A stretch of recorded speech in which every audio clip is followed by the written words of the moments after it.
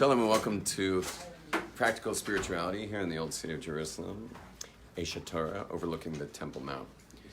There's a question on my left. Yeah. Everybody always teaches about free choice, and we can't get a grip on it. Nobody really comes with a definition or tells us what it is. I know more or less, but you want to say something about it? I could say a little on free choice, but that's not going to be our subject today. Okay. But just a little on free choice is that I don't know how I look, by the way. I just came out of the desert, and I've been like a couple hours in the mountains in the desert, and I just took off all my riding gear and put on my clothes, and I hope I look somewhat presentable. Do I look okay? Yeah.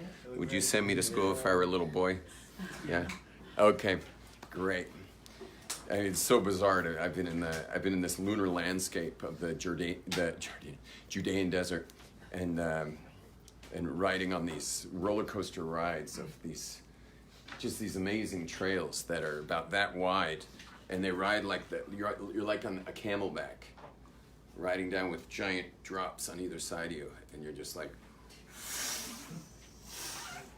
shooting down these things. Sometimes you're going down one of those things, and all of a sudden it's a cliff, not a big cliff, just a bit of a cliff, and you just fly off it and hit the trail and keep going. I've just come from like an extreme adrenaline, 3 hours of extreme adrenaline. So it's like bizarre to be standing in front of you right now. But I'm happy to be here. It's my last class for 2.5 weeks here in Israel. Again, I'm announcing that Seattle, Washington, this Shabbos, big Shabbaton, Seattle, Washington. And then I'll be in LA visiting my folks. And then I'll be in New York, running personal growth seminars, the Possible You seminar in Muncie, New York in 2 weeks. So anyone who would like to be part of that, please go to thepossibleyou.org and get signed up. Did I make a bracha yet? Baruch atah Adonai Eloheinu melech haolam shakul yibro. Now I'm going to answer. So. Everyone turn off your phones now that we heard one of them. Just someone asked about free will. It's my friend over here. What's your name again? Charles. Charles. From where? From Amsterdam. Amsterdam, yeah. My friend Charles, who I haven't seen in a while, is back. I was in Amsterdam, but I came back. Amsterdam, okay, great. Great. People from Amsterdam don't necessarily smoke weed the whole time they're there, you know. They're from Amsterdam, okay?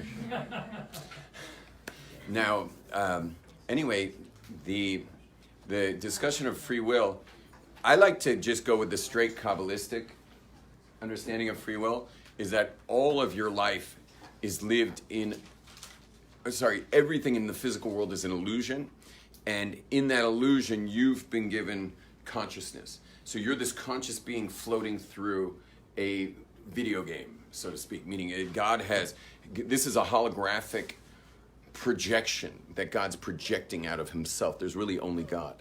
All there is God, but he's projecting this physical world around us with all of its rules and all of its laws, and it always looks the same each day, and the stars are in the right places.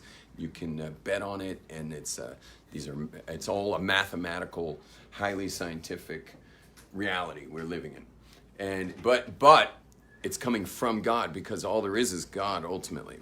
How do I know that? I know that because before there was something, what was there? Nothing. What does nothing make? Nothing. And so, since nothing makes nothing, and before there was something, there was nothing. And since nothing makes nothing, and now that there's something, it must be the nothing was God.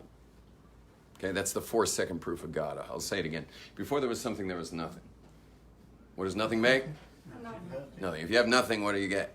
Nothing. Okay, before there was something, there was nothing. Since nothing makes nothing, and now that there's something, it must be the nothing was God.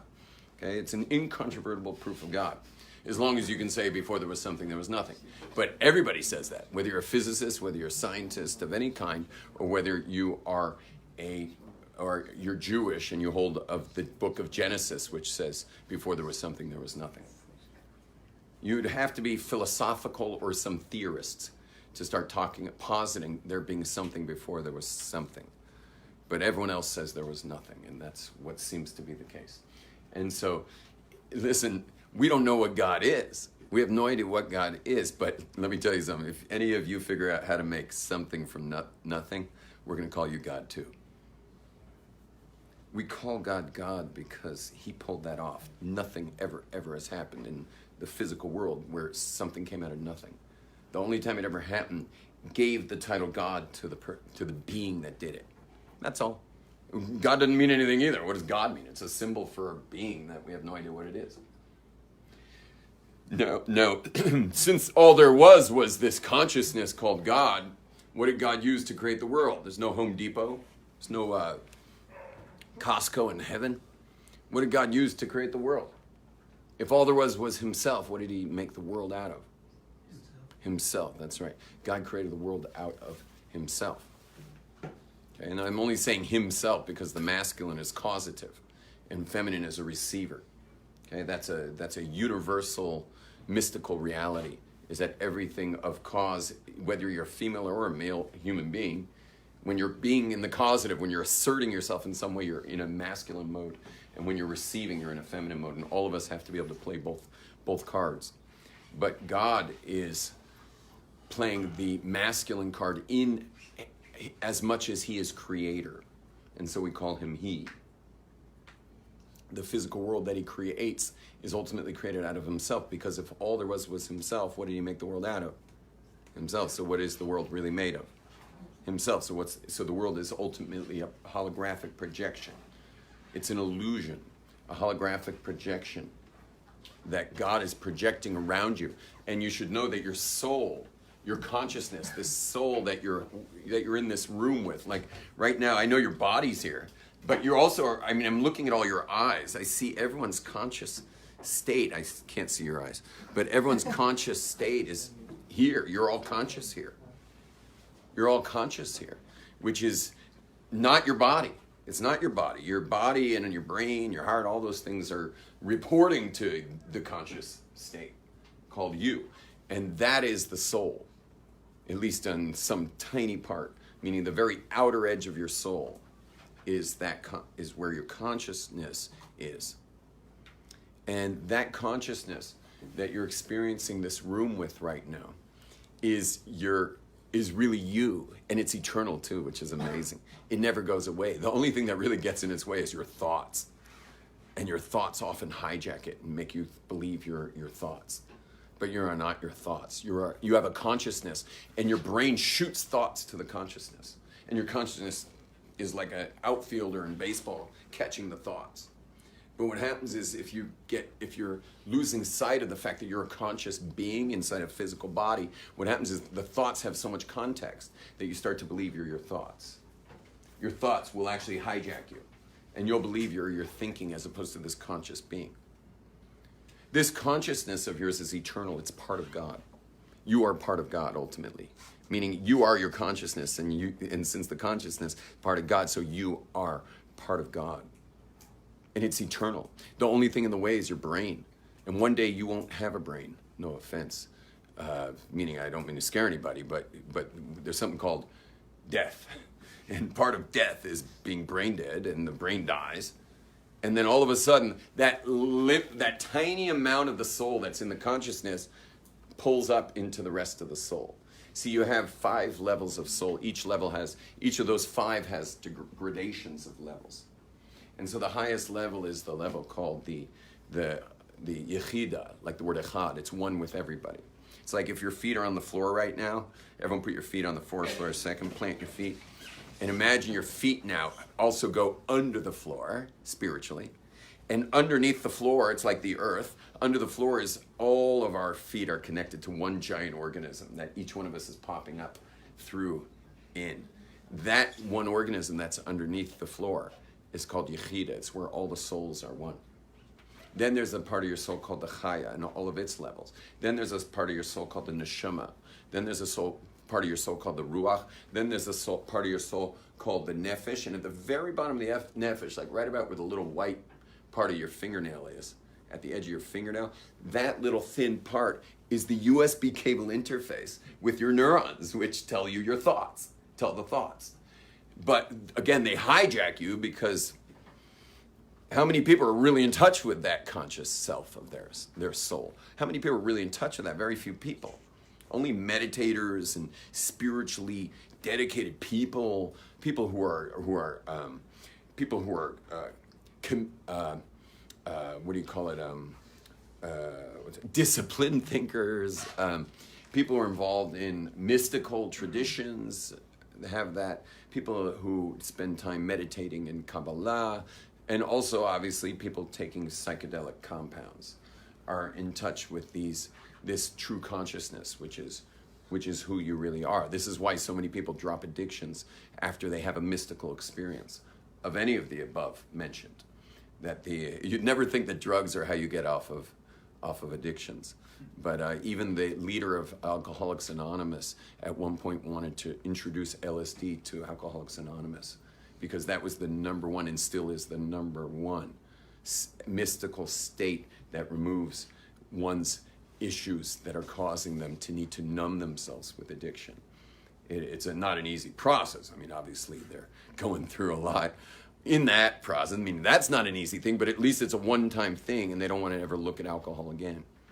So he himself wanted to introduce LSD to Alcoholics Anonymous. Anyway, all of these experiences are ultimately to get you to be a conscious being and not just your thoughts. Now, I don't know about the United States of Asav and all the Western countries of Asav, whether they want us to believe we are our thoughts.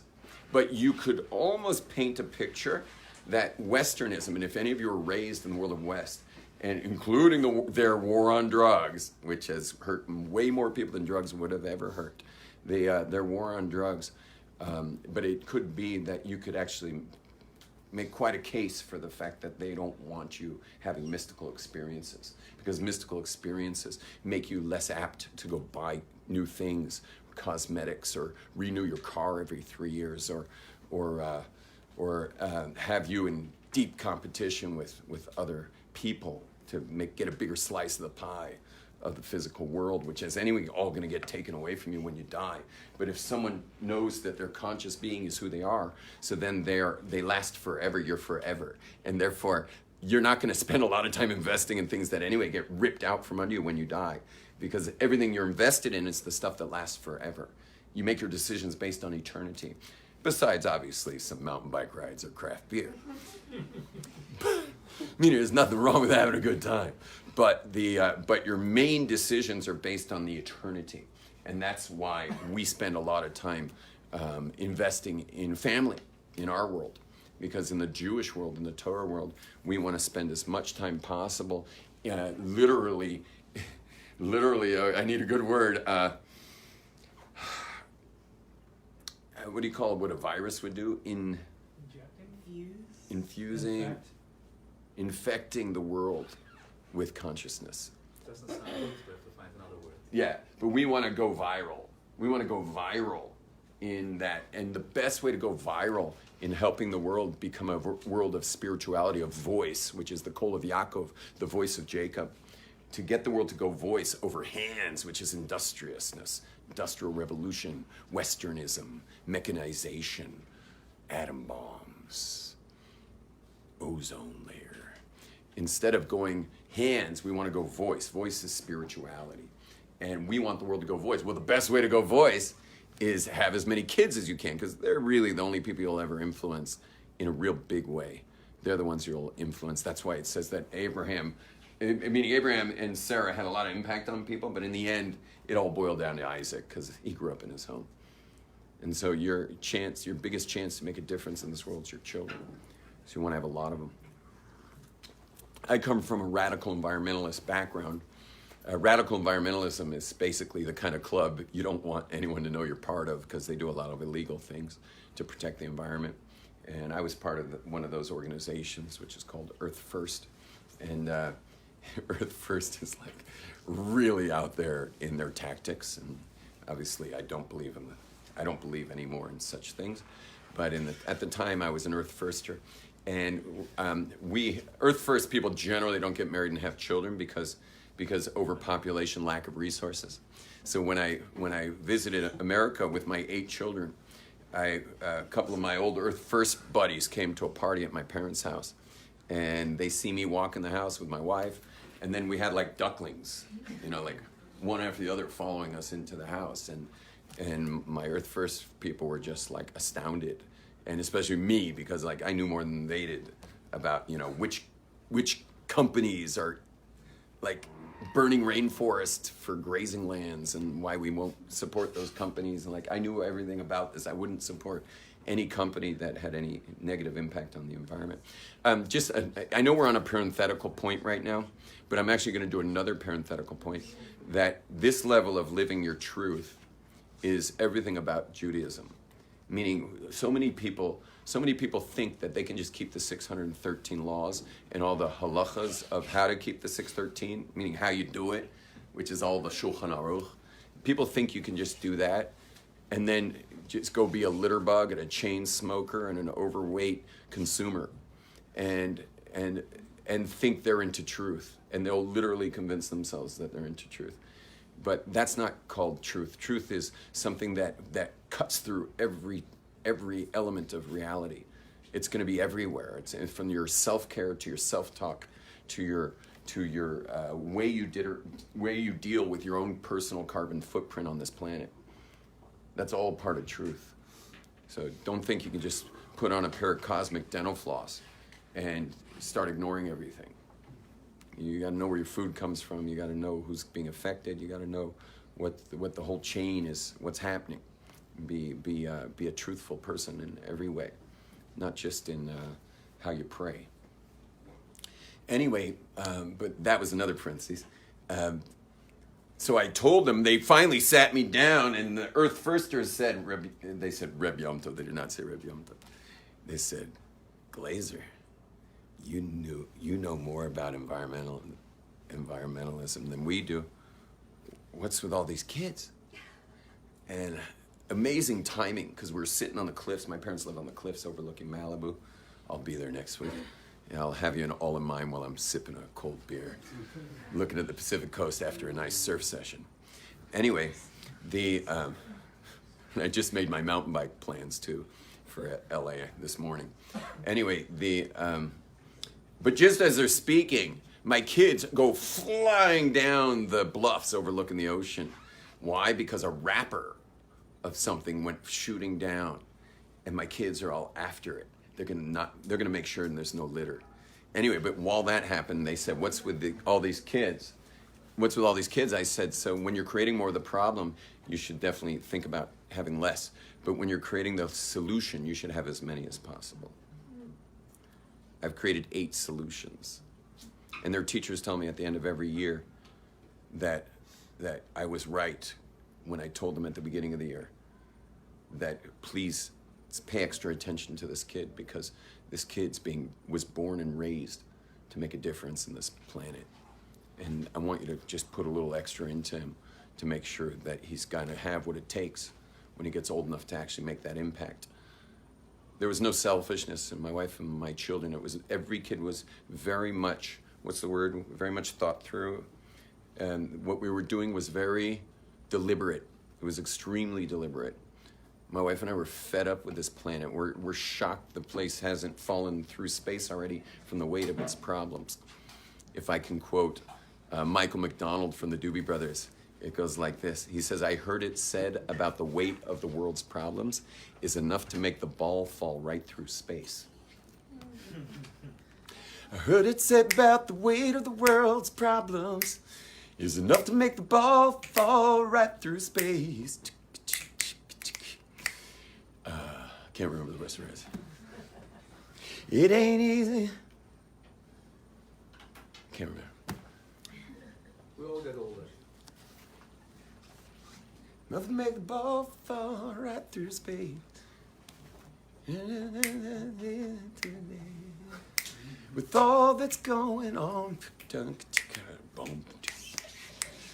let me just go down and say that I'm glad to be here. Here with all the same pain and lies everybody knows. Some may think they're born to be king. Well, maybe that's true. Ooh. But I think spreading love around is all we were meant to do. Let them build their kingdoms. Come on. Let them make their laws for this world to heed. Oh, you and I make life worth living. No, right here in each other's arms. I'm here to love you. That's it. Okay, so. Sorry, I didn't think I was gonna be singing today. I realize now I kind of woke up, prayed, and went to the mountains. My voice is not warmed up even in the least bit. Things being sold at the door, right? Anyway, so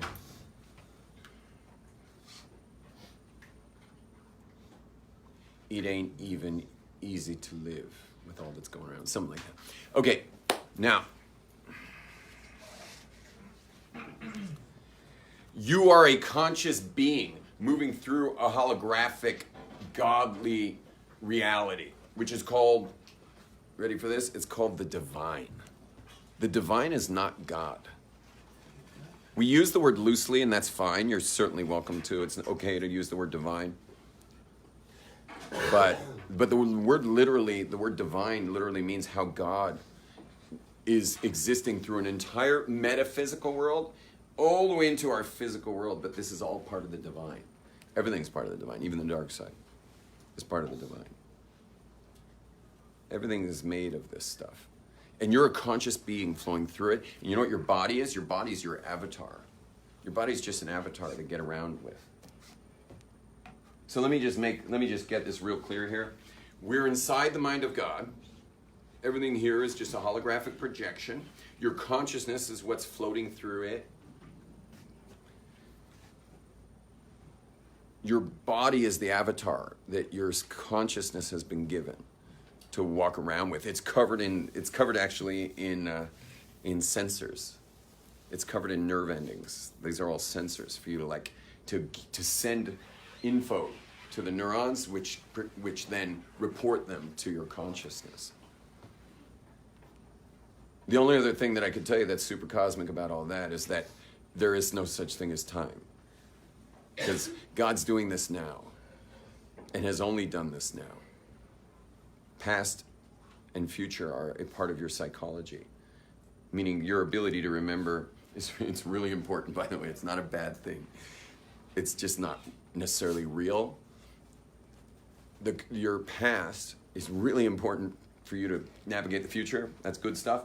But creation itself only takes place now, and it's never left the now. There's never such a thing as past, and there's never such a thing as future. There never has been such a thing. There is only now. God, that's all God does. God creates now. I mean, think about it. How silly would it be for God to create yesterday, right now? I mean, that's ridiculous. Or tomorrow. Also ridiculous.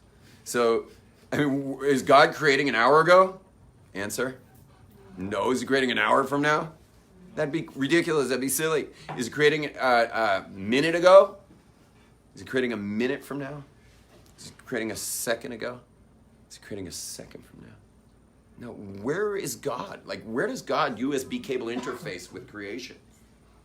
The answer is now. And where? Everywhere. Here. Well, everywhere, but here and now. Here and now. And which is really funny because a lot of you have been like postponing your God experience. Let's say you're on your El Al flight and you're thinking like on El Al, you're on an El Al flight and the person sitting next to you says, "Oh, you're going to Israel?" And you're like, "Yeah." And they're like, "So you're going to have a God experience, huh?" And you'd probably, Jews are going to deny that. If it was a Christian, they're like, "Sure. Jesus talked to me every day." So, they're always having their God experience, but we don't have, these kinds of things. We are connected to the actual creator of the universe, but what you've been doing is postponing your God experience as if maybe it's going to happen at the Kotel this Shabbat. Like, when are you planning on having your God experience, everybody? You've been here for a while. When were you planning on it? I mean, are you all like, is it for like next Tuesday? And you're going to like prepare for it for a week or something? And when was your God experience supposed to happen on your trip to Israel? Well, I'd like to suggest that it's happening right now.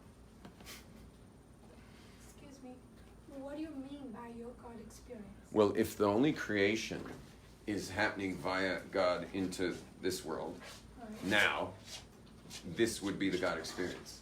Well, why are we postponing? We are having it now. Excellent. Can you do me a favor and hit off the AC? Everyone get ready to snap on 4. 1, 2, 3, 4. Together. On 4 we'll snap. 1, 2, 3. Breathe.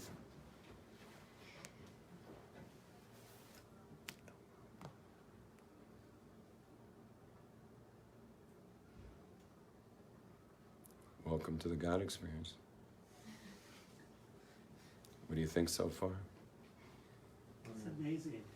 Shh, Baruch Hashem. Some of you are looking a little disappointed. You're probably from the postponers. I wasn't ready for the God experience. Let's try it again. On 4, we're going to snap this time. Everyone get ready. If you're chewing gum, get rid of it, please. Never have God experiences while chewing gum. Okay? Here we go. On 3.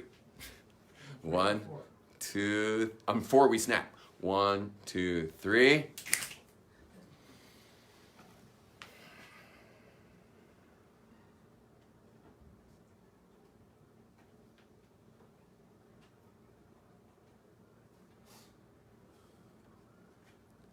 Some of you might be like, what's going to happen? Something going to happen? And the answer is, it's happening. It's been happening. It always was happening. You were just not aware that it's happening all around you. The God experience is happening all the time. I mean, there's higher levels and lower levels. You could be wearing a pair of tefillin right now. Some of you men, that might be good. You could be at the hotel, but you can be anywhere. It's always the God experience. When have you ever had an experience that wasn't the God experience? It's always the God experience. A lot of us are what you'd call peak experience junkies. I certainly used to be. Like, I postponed everything till the peak experiences would happen. Planning these trips I would take, and I was a peak experience junkie. I just needed to have that. I had to be hit in the face with something to feel like something was happening, like I was alive. I had to be riding a 20-foot wave or riding down some extreme mountain bike trail or something, that just to start feeling my pulse. And then, of course, there was all kinds of other ways to alter consciousness, to, other ways of altering consciousness to try to feel the experience of life. But I'll give you a principle. You ready for the principle? You can write it down if you want. Spiritual people sensitize themselves to the subtlety of God in the moment. I'll say it again. Spiritual people sensitize themselves to the subtlety of God in the moment. It's not a spiritual person who postpones spirituality, even if they do it, like they actually go do stuff that's spiritual. But, okay, great, you did some extreme move that led to spirituality. But how about no extreme move? How about just being? I'll say it one last time just in case you didn't get it. Spiritual people sensitize themselves to the subtlety of God in the moment. And when I'm saying God here, I'm talking about the divine. There's a whole kinds of meditations about God himself, but the divine is pulsing with God's creation. He creates it now. So this is the God experience. So your question was about free will, and the answer is that every time you have a choice to make, which is more often than you think, every time you have a choice to make, you're in the illusion of the divine that has now appeared with a fork in the road of a choice, meaning you're now at a fork. There's no real fork. There's really only God. There's no road. There's only God. There's no you. This is just an avatar, and the you is this consciousness. But that consciousness has been made aware by the physical world around him or her of a choice that needs to be made. And so you make that choice. And you want to make a good choice, which means if it's the more important the choice gets, the more you're going to need a mentor to help you make that choice. Don't make important choices alone, ever. That's another principle. Never make important choices on your own. Okay? If you make that choice, really, I sometimes. We're almost there. I'm going there, don't worry. We never make important choices on your own. I've lived by that since I'm a little kid. It has led my way like nothing else. Never make important choices alone. I mean, I'm really extreme. I don't even make unimportant choices alone. I feel bad for my wife. I call her sometimes. I mean, not all the time, but there's an unimportant choice. And I just can't seem to choose. And I'm not a coin flipper. You know, my brother Sam, he's a coin flipper. He actually, speaking of the Doobie Brothers, he was just in, I forget what state he travels every week to another state. He's a traveling rabbi, musician. And he, anyway, he just happened to find out whatever town he was in that the Doobie Brothers were playing. And so he flipped a coin whether to go or not and said to go. And the person, he had no ticket. The person he's standing, but this is the way we roll. The person he was standing behind, his ticket wasn't working. A nice, expensive ticket wasn't working. And so the lady says, "We're so sorry. Listen, we're going to comp you even better tickets." And gives him better tickets. And my brother just says to the guy, "What are you going to be doing with your ticket?" And he said, "You take it." And so there he was, ninth row center for the Doobie Brothers. Anyway, but it's a yes world. Everyone say it's a yes world. It's a yes world. Again, it's a yes world. It's a yes world. Raise your hands if you like that feeling of saying yes to people sometimes. Meaning when they need something and you could do it, and you got a little time, and you can get it done for them. Raise your hand if you like that. Raise your hand high. I want you guys to see how many hands are up. Keep them up high. Let me just show the world. Just your hands. Look, hands are up there, everybody. Okay, keep those hands up. Smile. Okay. Oops, did I put on the flash? Yeah. Oh, man. How do I get rid of that? Was it this? No, 2 over. Oh, no, that's not good. Oh, there it is. Yeah, you got it. Did you notice that almost everyone had their hands up? What kind of world is this? Everyone repeat. It's a yes world. It's a yes world. But you know how you've been living your life? In a no world, because I understand you. I have the same issue. My biggest fear is rejection. I really want you people to like me. I have a terrible fear of rejection, a horrible fear of social anxiety and stuff like that. It has had more impact on my life than probably any other thing that's ever impacted me. And a lot of things have impacted me, but my fear of rejection is by far has had the biggest impact on my life. And it actually almost killed me. I mean, I was going to have my colon removed over it because all of my social anxiety was hitting my digestive system. And I healed it, and from the healing that I didn't heal it, meaning the work that I did healed it, and ever since then I run that work. My workshops are all really based on me being able to keep my colon from really deep work that I did. Anyway, that's why I'm standing in front of you today and relaxed and enjoying you guys, is because I worked it through. But it's still the fear. The fear is there. I just am able to get in front of it instead of always stuck behind it. Anyway, long story short about a yes world is, why have you been living as if it's a no world? Because no is what? No is rejection. And it's the most popular fear in the world. Rejection's the most popular fear in the world. Of the 5 fears, rejection's the most popular. And and so it's much better to do things yourself, except that means you're not networking in God's world. Well, don't forget that this world's an illusion. It's all really Hashem. Everything is made of, well, it's not Hashem, it's divine. It's Elokus. Everything's made of the Elokus of Hashem. And all these people are happy to say yes. And they don't even exist really, because everything's the divine. So when you need to get something done, you network that thing. You get it done with a network. You network your way around the world, and people love it, just like you love it. Everyone raise their hands because you love it. I say yes to people for crazy stuff. Crazy stuff. I'm a yes man. I'm a yes man. Everyone try that. I'm a yes person. Try that. I'm a yes person. And you want to know something? What goes around comes around. And because I'm a yes person, the answer is always yes to me. I showed up Friday. You know the story. I showed up Friday to Hebron to go pray at the cave of the Machpelah in honor of the Shabbat of when Abraham bought the plot of land for his wife Sarah to bury her. And I thought, well, what an opportune day to go say psalms go do some prayers for many people, and I'll go pray there. Good day to go pray there. What I didn't realize is there's 40,000 other people with the same idea, and they're coming for Shabbat. Which means they want to get close and they want to park and they want to stay there. And I didn't know that.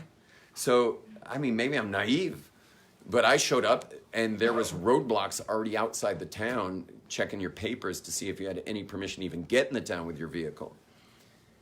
Anyway, 8 roadblocks later, what was the answer each time? What was the answer each time? Yes. I saw you there. Every single... I thought Did you find your phone? My phone? You lost something, I don't know. My glasses, I think. You glad Yeah, you my find glasses- it? No. So sorry. That's all right. Say amen. Hashem yamali et chisroncha. Also my hat. Say amen. Amen. My blister, Listen, my mind. Hashem's gonna, may Hashem return you your stuff. Now, guys, it's 4 and I got a lot left to say. We're almost done. But we got to get it done. Anyway, it was yes all the way through, and every cop whose specific job was to say no. Every single cop who was given the job, invested to say no, said yes. Every cop. And my line was very simple. I came here to pray. I'm not here for Shabbat. I just came here to pray. But, and there's a car full of people. No, I found out later at dinner that my 19-year-old daughter had the window open. And, he looks to see who's in this car. It's part of a cop's job at a roadblock. He looks in the car, and my daughter, my 19-year-old daughter, is like this in the window going, that's right. That's right. Easy does it. Yeah, and all the rest of the kids are saying, Ein od milvado, Ein od milvado, Ein od milvado. What does that mean? There's nothing but God. This is all an illusion. There's no street, there's no cop, there's no roadblock, there's no nothing. All there is God. So they're just saying this with deep intention. Ein od milvado. My job is to say I came to pray, and my daughter, I found out later, was going like that. That was her job. Like that. Anyway, next thing we know, we're parked at the grave. We parked right at the grave. The last guy didn't trust me, which is, I understand. He's really the last stand. He didn't trust me, so he took my ID. He says, you can get it back when you drive out. Because there's this last, descent into the actual inner world of Machpelah there. Listen. Are we really making choices in God's world? No. We are not, because it's all the divine. Everything is the divine. But are we experiencing choice, yes or no? Yes. Yes. One more thing about the yes person, that I'm a yes person. Just one more thing, I forgot to mention this. Where would you be today if you knew everyone would say yes since you were a kid? You were born genetically resistant to being afraid of rejection. And so you just started asking for whatever you needed. Where would you be today? I promise every one of you would be in a completely and totally different place today if you had seen it as a yes world. You just wouldn't be sitting here right now. You'd be in a completely different place. Well, I suggest from this moment onward that you see it as a yes world. Please say it's a yes world. It's a yes. It's a yes, yes. Say it together. It's a yes world. It's a yes, yes. And I'm a yes person. I'm a yes person. Great. Does that mean you can never say no? Of course you can say no. And that's why God gave you a brain. Use your brain. Say no when no is appropriate, but you'll be shocked how often you say yes. You'll be shocked. Okay, now, one second. Do we really have free will? No. Everything's the divine. But do you have an experience of free will? Yes? Everyone say yes. Yes. Yeah, you sure do have an experience. I just got through the biggest micro choices when I was out there on the mountains there, and I also got lost a little bit on the top of some of those desert mountains and had to make a bunch of choices and stuff. Was it an illusion? Yeah. All there is God. Had God forbid something happen to me, I would immediately be in the spiritual world, and my body would have just been on the mountain. I would have been, meaning that little last membrane of this nephesh that's USB cabled into my conscious mind would have just gone boop. It would have been, hey, Where the hell am I? You know, and what would happen? It would have gotten united with the rest of the nefesh, all of the ruach, all of the neshama, all the chaya, and all the yechida. It would have all been united. And I'd been like, whoa, Doesn't it take time? this is awesome. Yeah, it would have been really awesome. It would have been really sad. Your class would have been a bummer. And I'm sure you'd get over it, but my family would probably be totally bereft forever. You know, they would like never, ever be the same. But, you know, there's a reason we dance at Rabbi Shimon's yortzeit, because Rabbi Shimon Bar Yochai, the author of the Zohar, taught us all the Kabbalah that I'm teaching you now. He's the one who taught us all this. So he commanded that live music and dancing at his I almost said wedding, because it's called a Hilula, which means the wedding. The Hilula de Bar Yochai, the wedding of the Bar Yochai. Why? Because while you're in this world, it's like you're divorced. No, let's call it separated. While you're in this world, you're separated, and when you do a mitzvah, it's like, hey, let's give it a try. Let's give it another try. When you do another mitzvah, let's give it another try. But otherwise, you're separated. And when you die, you're back together again. Doesn't it take time to get back together? Okay, but there's no time anyway there. Yeah. It's not a comfortable experience to deal with all the negativity you might have brought into the world. I mean, we all have a big spiritual footprint as well, not just a physical carbon footprint on the environment, but we also have a spiritual footprint on the world, and you may have to deal with some of that. You will have to deal with some of that, but hopefully very little of it, because you're all smart people, and a smart person would do tshuva before they die. You know, you'd have to be a total idiot to not do tshuva on a regular basis. I mean, anyone who waits around for Yom Kippur is like, you know, he needs an IQ test and some serious ginkgo and Gilboa or something. I don't know. He's got to get his head on his shoulders, because you'd have to be a knucklehead to wait for Yom Kippur for tshuva. You know, who says you're going to die the day after Yom Kippur? Who says that's going to happen? You know, what if you die later in the year or any other part of the year? So therefore, you do tshuva. When you do something wrong, do tshuva right away. Keep your slate clean, because you never know when you're going to go. And I bless everyone to live a nice long life, by the way. Anyway, God's doing the whole thing. So can you go upstairs after 120 years? I bless everybody live 120 years in good health. In good health. I don't want one of you guys like 119 years old. You haven't walked in 20 years, and you're just like, I'll kill that rabbit. Yeah, so 120 years in good health, and when you get upstairs, do you think one of your answers you get to give for your ridiculous job you did down here? No offense. Do you think one of the answers when God's like, "What the hell was that?" When He's reviewing your life, He's just like, I mean, "Do you have anything to say for yourself for all of that craziness you put your spouse through?" Just kidding. Do you have anything to say for all that? And then your answer is, you can come in, you can get a soundbite. I'm on my last soundbite. So what are you going to say to God? Well, I tell you, one of the things you're not going to say is, but God, I learned a little Kabbalah. It was all you. There's only you. It was all an illusion. So how can you possibly bust me for being I was a figment of your imagination. So you can't bust me for making stupid choices in my life. It was all you. You did it. He did it. Yeah? Like Adam, she made me do it. The snake did it. Anyway, the bottom line is you can't go to God and say He did it. You know what God's going to say to you? His first thing He's going to say is idiot. Idiot. That's how it's going to start. And then the next words are going to be, you had an experience of choice. You yourself experienced choice. You always had that very real experience of choice. Every time you had a choice, you always experienced choice. Yeah,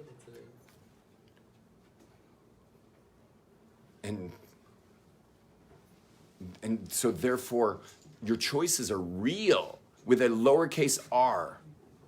God is real with a capital R. Your choices are real with a lowercase r. And I want to tell you something. If the realm that you'll ultimately be in was where that conversation took place, you might have a way to have the conversation. but it doesn't take place there. It's part of the metaphysical world. The metaphysical world is where you go. Meaning there's our physical world, and then you go into the metaphysical world, and then there's layers and layers. You have to get through them. Oh, you can turn the AC back on. There's layers and layers, and you have to get through them. But you're not going to be able to say to God, it's all you, because you're going to be in those layers at the time anyway. I've gone over time, so I bless you all. I'll see you in 2.5 weeks. Have an amazing 2.5 weeks. Rabbi Neckemeyer is coming on with a musical concert and the 7 questions. You didn't really? You just went to the prayer?